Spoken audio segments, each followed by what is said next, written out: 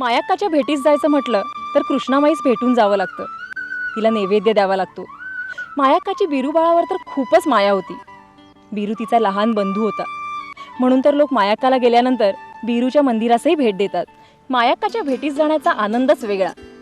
बैलगाडीतून आईच्या चांगभल्याचा घोष करीत, गाणी गात कारंड्या लाडीला भेटण्याचा आनंद काही वेगळाच.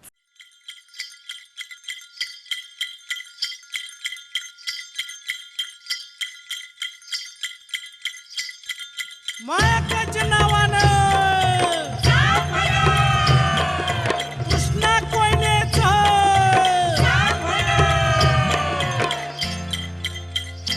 बाई मी निघाले जत्रे